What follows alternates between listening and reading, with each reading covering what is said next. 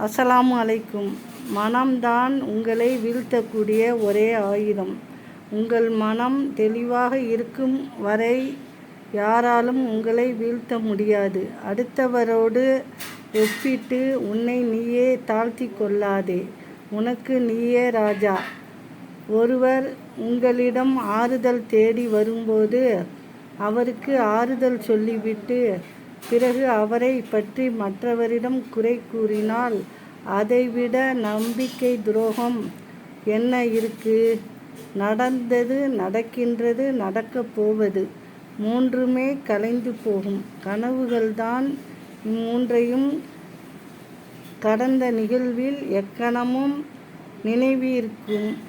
நினைவிலிருந்து மாறாது நிற்கும்படி